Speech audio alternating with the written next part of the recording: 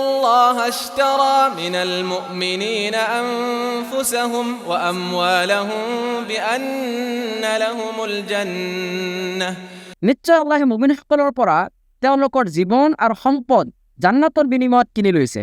তেওঁলোকে আল্লাহৰ পথত যুদ্ধ কৰে, ফলত তেওঁলোকে শত্ৰুক হত্যা কৰে আৰু নিজেও শ্বহীদ হয়।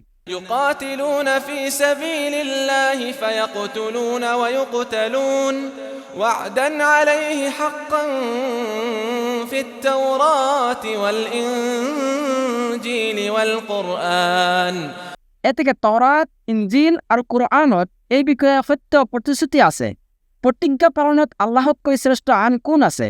ومن أوفى بعهده من الله فاستبشروا ببيعكم الذي بايعتم به وذلك هو الفوز العظيم সেয়ে তোমালোকে আল্লাহৰ লগত যি বেচা কিনা কৰিছা তাৰ বাবে সুসংবাদ গ্ৰহণ কৰা, কিয়নো এইটোৱে হৈছে মহাসফলতা। التائبون العابدون الحامدون السائحون الراكعون الساجدون الآمرون بالمعروف তেওঁলোক হৈছে তওবাকাৰী, ইবাদতকাৰী, আল্লাহৰ প্ৰশংসাকাৰী, সিয়াম পালনকাৰী, ৰুকুকাৰী, সাজদাকাৰী, الآمرون بالمعروف والناهون عن المنكر والحافظون لحدود الله وبشر المؤمنين সৎকৰ্মৰ আদেশদাতা, অসৎকৰ্মৰ নিষেধকাৰী আৰু আল্লাহৰ নিৰ্ধাৰিত সীমাৰেখা সংৰক্ষণকাৰী।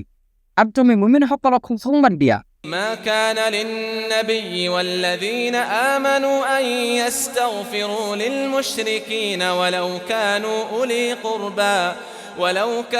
أولي قربى من بعد ما تبين لهم أنهم أصحاب الجحيم নবী আৰু যিসকলে ইমান আনিছে তেওঁলোকৰ বাবে উচিত নহয় মুশ্ৰিকসকলৰ বাবে ক্ষমা প্ৰাৰ্থনা কৰা, যদিও সিহঁত নিকটাত্মীয় নহওক কিয়, যেতিয়া এই কথা স্পষ্ট হৈ গৈছে যে নিশ্চয় সিহঁত প্ৰজ্বলিত অগ্নিৰ অধিবাসী। وما كان استغفار إبراهيم لأبيه إلا عن موعدة وعدها إياه فلما تبين له أنه عدو لله تبرأ منه إن إبراهيم لأواه حليم আৰু ইব্ৰাহিমে তেওঁৰ পিতৃৰ বাবে ক্ষমা প্ৰাৰ্থনা কৰিছিল এটা প্ৰতিশ্ৰুতিৰ কাৰণে। তাৰ পিছত যেতিয়া এইটো তেওঁৰ ওচৰত স্পষ্ট হ'ল যে তেওঁৰ পিতা হৈছে আল্লাহৰ শত্ৰু, তেতিয়া ইব্ৰাহিমে তাৰ লগত সম্পৰ্ক বিচ্ছিন্ন কৰিছিল। নিশ্চয় ইব্ৰাহিম আছিল অধিক কোমল হৃদয়ৰ অধিকাৰী, সহনশীল। وما كان الله ليضل قوما بعد إذ هداهم حتى يبين لهم ما يتقون إن الله بكل شيء عليم আৰু আল্লাহ এনেকুৱা নহয় যে তেওঁ কোনো সম্প্ৰদায়ক হৃদায়ত দিয়াৰ পিছত সিহঁতে বিৰত থাকিবলগীয়া বিষয়সমূহ বিতংভাৱে জনাই নিদিয়াৰ আগতেই সিহঁতক বিভ্ৰান্ত কৰিব। নিশ্চয় আল্লাহ সকলো বিষয়ে সৰ্বজ্ঞ। إن الله له ملك السماوات والأرض يحيي ويميت وما لكم من دون الله من ولي ولا نصير নিশ্চয় আকাশসমূহ আৰু পৃথিৱীৰ ৰাজত্ব একমাত্ৰ আল্লাহৰেই। তেওঁই জীৱন দান কৰে আৰু তেওঁই মৃত্যু ঘটায়। আল্লাহৰ বাহিৰে তোমালোকৰ আন কোনো অভিভাৱকো নাই আৰু কোনো সহায়কাৰীও নাই। لقد تاب الله على النبي والمهاجرين والأنصار الذين اتبعوه في ساعة العسرة من بعد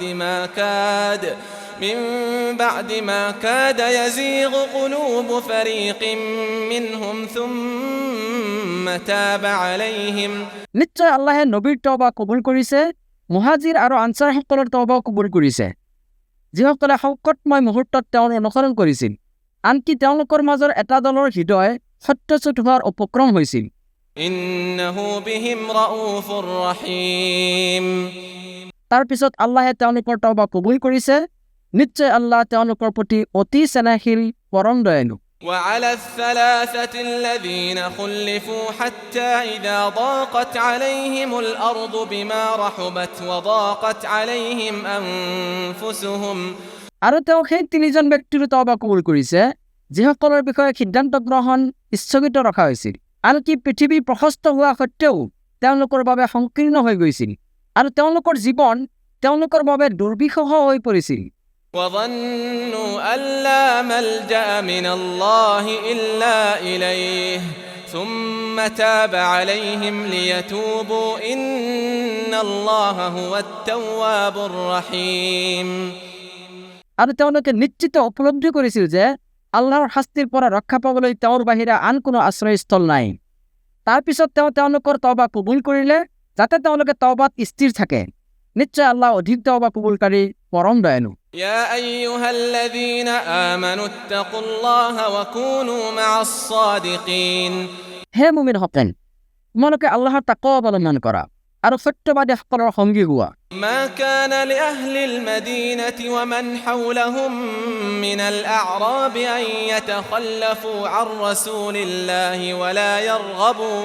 ولا يرغبوا بأنفسهم عن نفسه আল্লাহৰ ৰাসূলৰ লগত যোৱাৰ পৰা বিৰত থাকি পিছত ৰৈ যোৱা আৰু ৰাসূলৰ জীৱনতকৈ নিজৰ জীৱনক বেছি গুৰুত্ব দিয়াটো মদিনাবাসী আৰু তেওঁলোকৰ ওচৰে পাজৰে থকা মৰুবাসীসকলৰ বাবে উচিত নহয় ذلك بأنهم لا يصيبهم ظمأ ولا نصب ولا مخمصة في سبيل الله ولا يطؤون موطئا কাৰণ আল্লাহৰ পথত তেওঁলোকৰ যি তৃষ্ণা ক্লান্তি আৰু ভোক লাগে আৰু কাফিৰসকলৰ ক্ৰোধ উদ্ৰেক কৰা ঠাইত গমন কৰা তেওঁলোকৰ প্ৰতিটো পদক্ষেপ যিসকলে শত্ৰুসকলক কোনো কষ্ট প্ৰদান কৰে ولا يطؤون موطئا يغيظ الكفار ولا ينالون من عدو نيلا إلا كتب لهم به عمل صالح إن الله لا يضيع أجر المحسنين সেইবোৰ তেওঁলোকৰ বাবে সৎকৰ্মৰূপে লিপিবদ্ধ কৰা হয় নিশ্চয় আল্লাহে মুহসিনসকলৰ কৰ্মফল বিনষ্ট নকৰে ولا ينفقون نفقة صغيرة ولا كبيرة ولا يقطعون واديا إلا كتب لهم ليجزيهم الله أحسن ما كانوا يعملون তেওঁলোকে সৰু ডাঙৰ যিটোৱে বেয়া নকৰক কিয় আৰু যিকোনো উপত্যকা অতিক্ৰম নকৰক কিয় সেইটোৱে তেওঁলোকৰ বাবে লিপিবদ্ধ কৰি থোৱা হয় যাতে আল্লাহে তেওঁলোকক তেওঁলোকৰ কৰ্মৰ উৎকৃষ্ট পুৰস্কাৰ প্ৰদান কৰিব পাৰে